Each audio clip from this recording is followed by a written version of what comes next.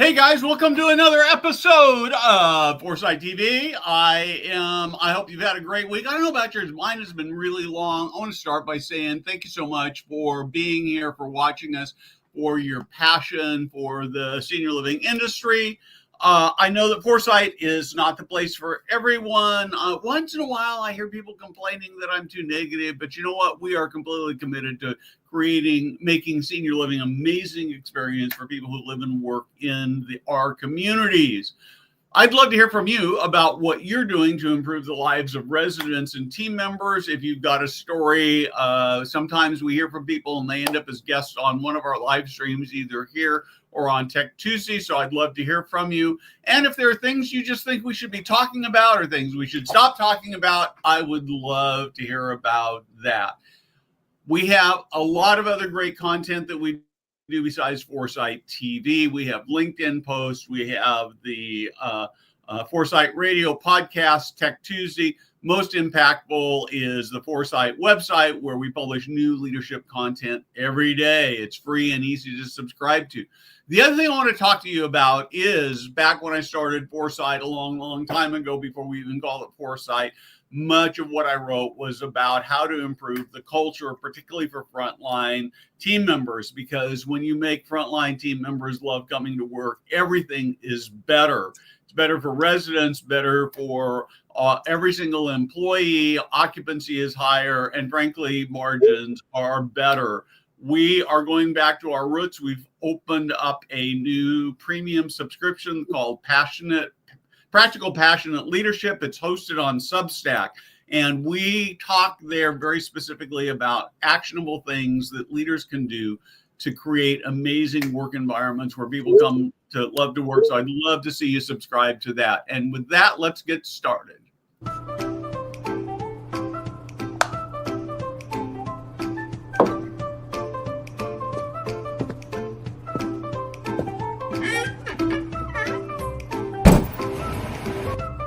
Hey guys, Steve Moran here.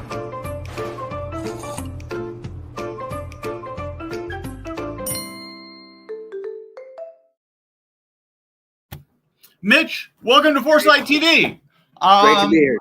It has been so interesting. We've had so many guests for Foresight TV and Tech Tuesday coming out of my time at CES in Las Vegas. I keep saying I think this is the last one, but it seems like there's always one more. So I'm not going to say that, though. I think you might be the last one of those. You have done something really interesting, remarkable. I'd love to have you talk a little bit about what you're doing, and we'll go from there. All right. No, sounds good. When we met at CS, I'm the founder and CEO of LiquidView. My background is as a filmmaker, and I was born in San Francisco, spent a lot of time. My first office was there at homes, and I had that experience. And my first office had no windows, and I had a home where I lived, and the master bedroom in my house, the window was actually overlooking our neighbor. And it was actually a light well. It wasn't really even a real window. And so this is what I grew up with. And there was a use case where I had some work for a client who had this beautiful house actually in San Francisco in the Pacific Heights neighborhood. But outside the dining room windows, they're kind of like row houses, right? They're next to each other. They could actually looking out at the side of his neighbor's house. And that was the catalyst about 4.5 years ago for LiquidView, where the idea is, well, we can actually make a realistic looking window that's architecturally accurate, that matches the trim of the home or of the commercial space, and it feels like a real window. And since then, we've done studies with Stanford, who now has data that says our windows are so real that they trick the brain and they make people think they're actually looking at a real window, and instead of being in a windowless space. And it lowers your heart rate. It lowers something called electrodermal activity, which is the same activity you would have if you were taking a lie detector test, for instance, right? And they can measure your perspiration. When they do the before and the after with LiquidView, it drops down over 46%. So this has a calming ability, and we're getting these into hospitals like the Mayo Clinic and different assisted living centers all over the U.S. We're going to install someone at the Frank House in San Francisco this month, and it's very exciting to really make changes where we have these 24-hour views that synchronize and change with your circadian rhythms. So it really feels like you're there. So if you're up early at sunrise and you want to work out, or it's you're just an early riser and you have one of our views of France or of Italy or of San Francisco or New York, you'll see it at sunrise. It will match your day to make you feel like you're there. So if I'm, where do I start with this? I'm gonna come back to matching your day in a minute before this, but as I think I understand it, that some of the cruise ships have started sort of doing this with their interior cabins. That maybe it's just on the TV or something, but they've got. Oh no, that's a great use case. It is not our product. My understanding that the cruise ships are just putting a video camera on the front of the ship, and they're just taking this 4K signal and they're putting it into, they call it a virtual window. They have a little curtain and they have a little there, so it makes it feel like you're there. And so it is getting more common practice. But I should say what we do, I said, coming as a filmmaker background, I don't want to shoot content in 4K. We're shooting in 8.6K. We're using the same camera that James Cameron uses when he makes Avatar. It's an amazing system. And so we basically have these incredible 24-hour views, and we add a stereo sound design to every view. We color correct, really make them perfect. What behind me is not the window case. They're just basically 3 displays I have in my office, but it kind of shows you the idea, and we can have them over multiple screens. What we have behind me is called the panorama. And so that is, and where's that actually? What's that a video of that we see behind you? The video behind me is actually in not too far from our offices. It's a beach called Rodeo Beach in Northern California, just north of the Golden Gate Bridge. And okay. This was actually our first panoramic view we shot about 3 years ago. So what would happen is that I would put this video screen up that would essentially look like essentially mimic a window, right? And yeah, exactly. Because the casing, I should say too, and I know we have some photographs there too, but I want to make sure that we see it, that the casing, the window case is really part of the design. So you can see here, this is actually at the Buffalo Children's Hospital, and you can see the windows are recessed in the wall, and it really feels like a real window. Could we look at another picture, Jade? So look at this too, right? This is in South Carolina, and they put on, we work with Lutron, they're a great partner, and we have blinds in front of them, right? And that looks like you're in Venice, Italy. If I didn't tell you, right? And this is here, we're actually in Colorado, and you can see how it's recessed inside the wall. Do you see that, Steve? So it feels like a real window. And if I didn't tell you better, I would think that you would think this is a real window, and you're landlocked in a windowless room in Colorado, and you are looking at San Francisco. And, wow. And here's actually a couple in Sarasota, and they had a windowless office. And now they have this beautiful office in their home, in their condo, and they have a beautiful view. So if I'm, let's say that I want to be, well, let's take Venice, right? Yeah. Which I could see myself having a window looking out into Venice, and it's 6 o'clock in the morning my time. I'm seeing Venice at 6 o'clock my time, or am I seeing it at the equivalent? No, you would see it at 6 o'clock your time. So if it's Friday, it's Friday, April 4th, and I'm trying to think which time zone are you in? You're East Coast, right? No, I'm Pacific. I'm in California. Yeah. Oh, so me as well. So okay, so it's 11:10 a.m. and so I'm in Northern California. And if I was looking at Venice, our system is going to know in Northern California where is the sunrise and sunset for April 4th, and it's going to lengthen and shorten the day and night to match that, so it matches your circadian rhythms. So if this is an assisted living and someone wakes up early, they should see sunrise. They shouldn't see the bright day at 3 o'clock, right? So there are other, businesses that might have this similar idea, but their views are only 15 minutes or 30 minutes or an hour, and they're just loops. We have it 24 hours, but they match with your circadian rhythms. And that's really the most important part, feature of what we deliver. Okay. So, and is it a single 24-hour view? So if I get up the next morning, I'm going to see the same thing? It's up to you. We have a library. We've shot so far 9 24-hour views from around the world, and so we have a library. So we have different content packages, as you can imagine, and so you could just use your phone as the remote control, and you would just change the view of where you want to go. Cool. And how many? So how often are you adding new views? We want to get to it. I would say by the third quarter of this year, we want to be shooting 1 new view a month. So we want to be delivering 1 new view a month. And so for our customers, and again, content packages, we want to get to, if you buy our unlimited content packages, you get 1 new view every month for 36 months. Wow, that's cool. And so I really like the one you have behind you. I know one of my very happy places is maybe 100 miles north of that along the Mendocino Sonoma coast. So very similar view to that. And I'm thinking, man, if I had a window that I could just, like I was at Sea Ranch, that would be really terrific. Yeah, no, exactly. And that's what's great about it. And, going back to the senior living, right? There are people who have had, there's in a memory care unit, right? There's people who aren't going to be able to leave their room, leave their space. And so we'd like the idea. And even if you can, you might have, if we had a shot of, footage of Sea Ranch, you would love it because you have happy memories of Sea Ranch. And so part of it is that we see things like the ocean, behind me, right? It's very soothing. And we have the sound of the waves. And it's very relaxing. And we know it makes you feel better, but it also, you remind yourself of, this great trip we went in Hawaii, and you feel good about it.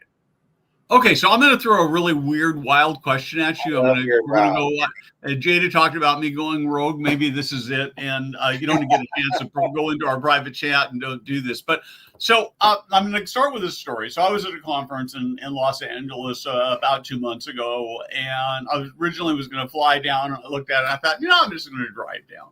And so when I left there, I was a big audiobook listening. My book finished up, and the traffic through downtown LA was super busy, and I didn't want to try to get a new book or pull over. And so I popped on my Sirius XM radio and started listening to 70s, which is my generation, right? And it just made me feel so good. So I'm wondering, have you ever thought about doing other things besides landscapes? Like, I don't know, rock concerts? It'd be a little bit hard because the stuff I want to see is probably the bands are all gone and everything. But I'm wondering, do you see doing other kinds of things besides landscapes? I think that the idea is that there's opportunity. We're still exploring them. Right now we're focusing on views, but you could have a view of events. You could have a view of live events, and there could be other opportunities to have other content. And it's really kind of what our customers want as we're kind of growing this. It's really trying to see, but we've had a lot of traction as a business and a lot of interest in views in nature. And again, for windowless rooms. So again, if you're in a windowless room, we know that's depressing. We know it makes people feel down, and it can be depressing. We know people working in a windowless room, their cognitive functions are not as high. And so if we have this ability, that's really our use case, and really trying to bring the outside inside.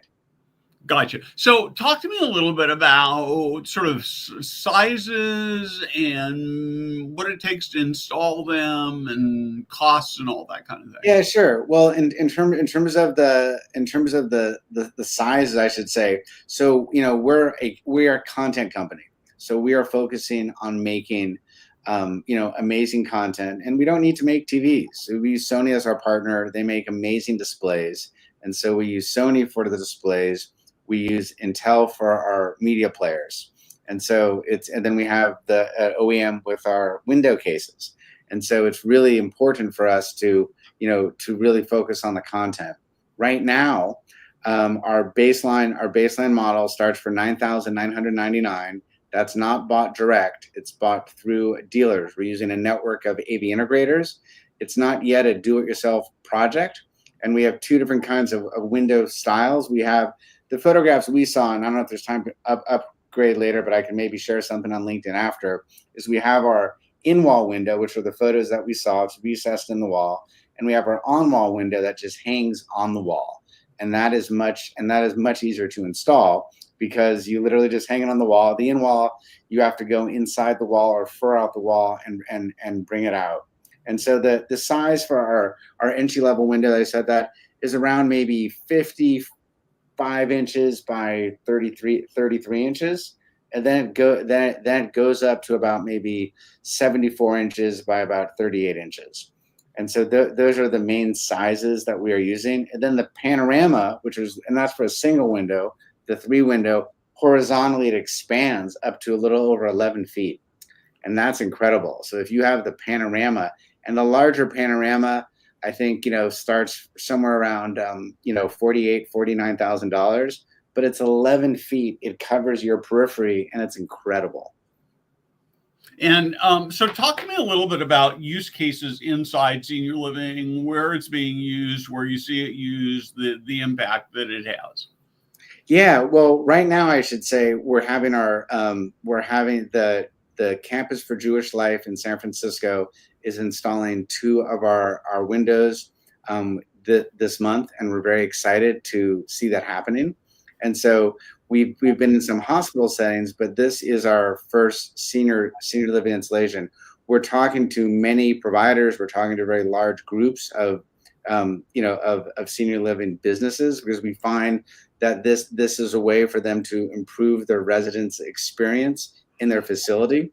And we also found, truthfully, that it's also a competitive advantage, because if some facilities don't have windows, it may not necessarily be in the rooms, but it could be in a communal room, a work room, an art room, that we can have it. It really helps them stand out from other facilities. So we're in conversations with at least a dozen different facilities to put in now, because, as you know, this is a new product.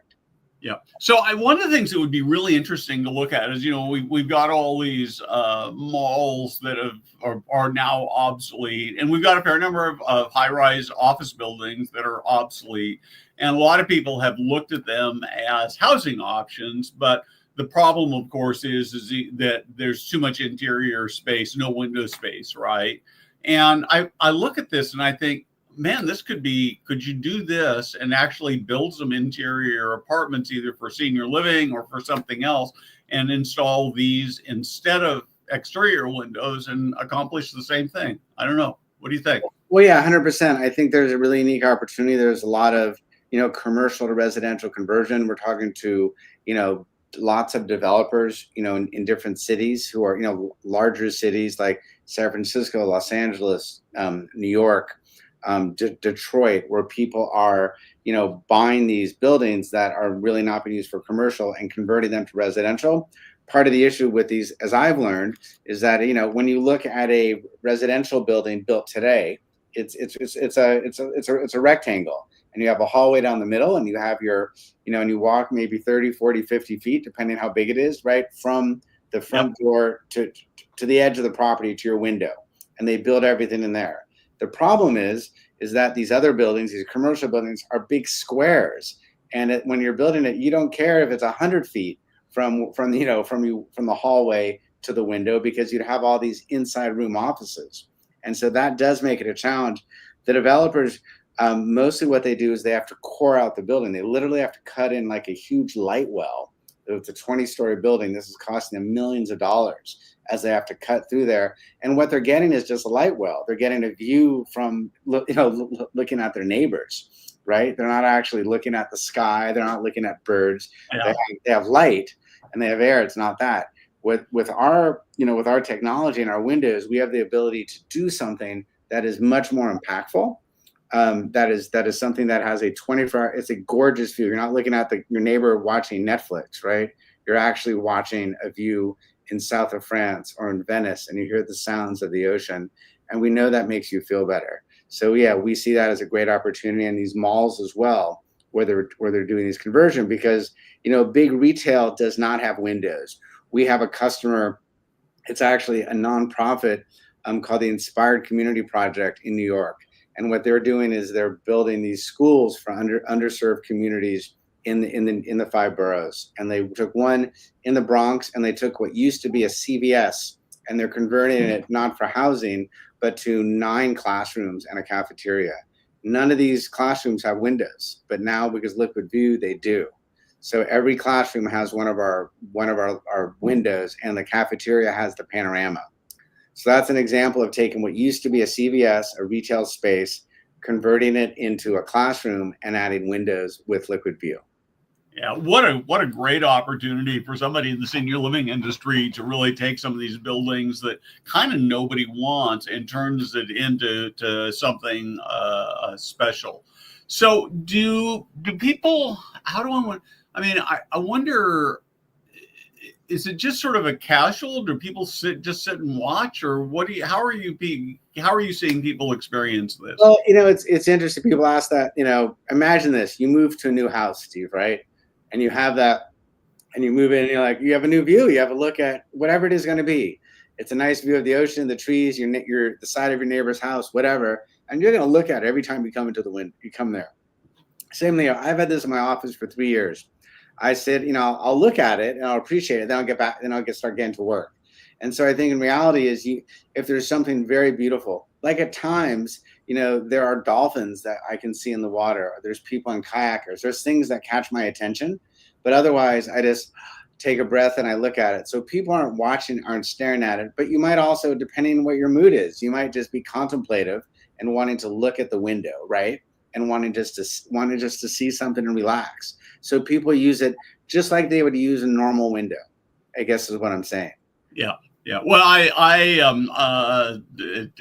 Jade, who's producing, she probably hears more about this than she cares to. But a few weeks ago, I got a chicken coop and chickens out my just outside my living room, dining room window. And I used to sit and do my journaling early in the morning, looking out at my street view. And I've now rotated it 90 degrees so I can look at my chickens. And they're just always sort of there, right? And so I could just see so many magical kinds of things. The other thing that really intrigues me is that, and I don't know whether you've got plans for this, but as I think about it, I used to do a lot of backpacking, still do a little bit of backpacking, but there's going to be a day that comes where I can't backpack anymore, and it would be so neat if there could be 24-hour views on the John Muir Trail or on the Appalachian Trail or the Pacific Coast Trail or something like that, where I could still go and experience some of those kinds of things.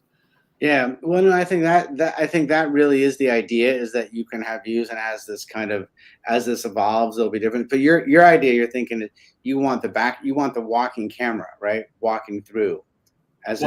Or even if it's just solitary, where I could, as I'm sort of, my brain is sort of spinning there. So I've hiked to the top of Whitney, which of course is the tallest peak in the lower 48.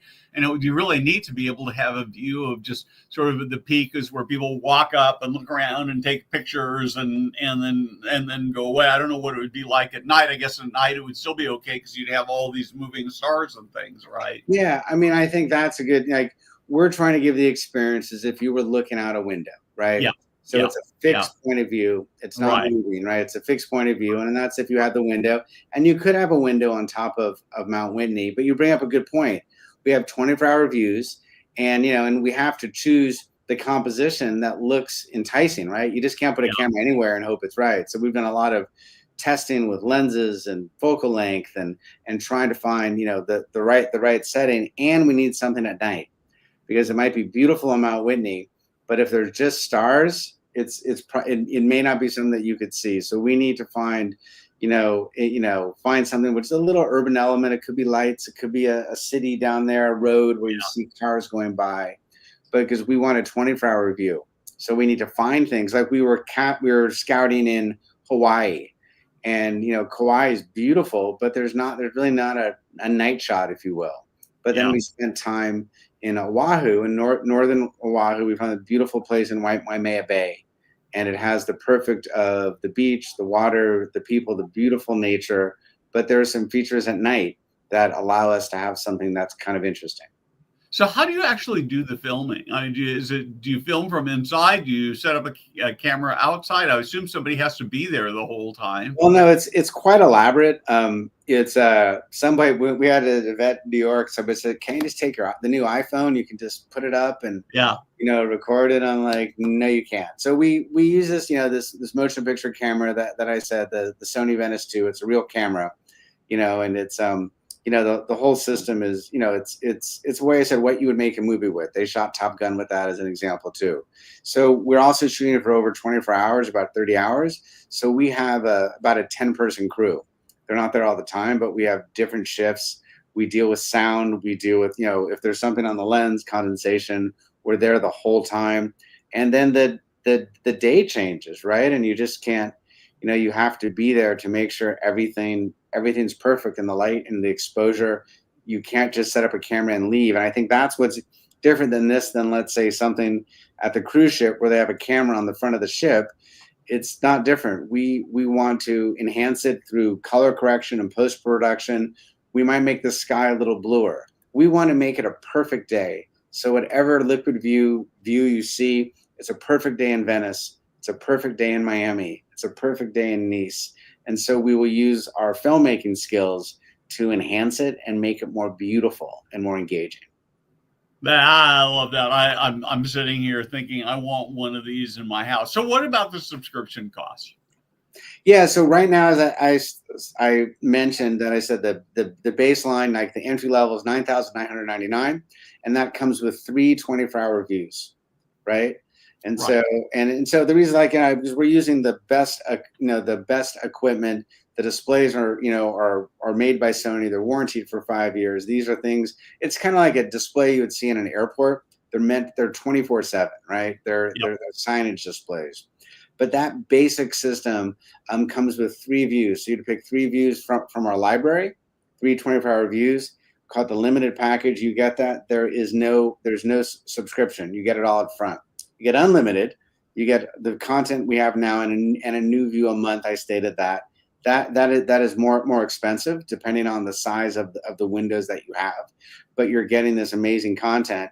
And for that, in about 3 years, after the 36 months, and there's like 40, 50 views that you'd have in your library, we'd come back, or the AV integrator who installed it would come back to you, Steve, and they say, "Steve, your unlimited subscription is about to expire on your single window, that you bought bought 3 years ago. Do you want to switch to limited and pick your 3 favorite views, or do you want to start paying a subscription?" And that's going to be about $35 a month, and you'll have a subscription, and you'll be able to, keep all your views and get a new view a month. And so, do I get these views offline, or do they have to be loaded onto a local device? Or No, that's a great question. So for our media players, they have a 4 terabyte SSD, and so we're basically have everything local. But after probably around 15, 16 views, the hard drive will fill up. And then when a new view comes, and I learned this from my son, and he was playing Xbox, and that he likes lots of games on it, but similar to Xbox, when you're out of storage space, it could say, "Steve, you are not looking at Sausalito, California very often, and this new view of the Maldives is coming. Do you want to just put the Sausalito in the cloud? You can look at any time, and then we're going to put the Maldives locally."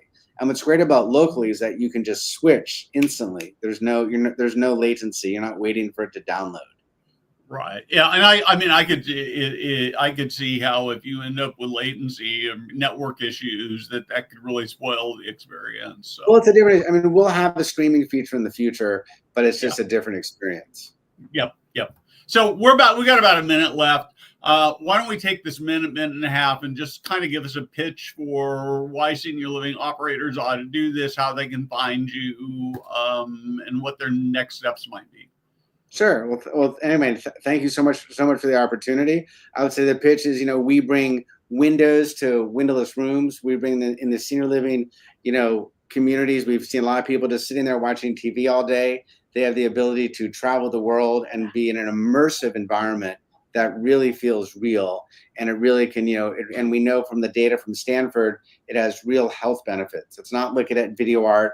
It's something that tricks the brain and makes you feel you're in another place. And we see this as a really wonderful opportunity for senior living operators to enhance the experience of the residences and give them a competitive advantage, candidly. And our website to get more information is www.theliquidview. Look at that. Thank you, Jada. So good. Unsync.com. And if someone wants to reach out to me directly, I know you put LinkedIn, or you can also email mitch@theliquidview.com. We're happy to answer any questions. And in terms, I should say also, with the pricing in that, in a senior living facility, or anyone who would consider buying 5 windows or more, we would consider giving a discount. So we want these enterprise opportunities. We're also going to be explore leasing, where senior living facilities don't have to own them, that they could then lease them to the residents through us, and also share in the revenue from that lease as well. But that's going to be something for next year. But we really want to change people's lives. We want to make people feel better, and we think senior living is a great way for us to do that. So I love this. If you're an operator, this could be just a huge differentiator for you. I would add that I've seen these in real use when I was at CES, and they're spectacular. They're beautiful. They're just, there's something, you sit and you look it through this window, and it really does change how you feel and how you think. And so it's worth checking out. Mitch, thank you very much. Jada, thank you very much. Mitch, hold on for just a second after we're off the air. All right. Thanks for having me.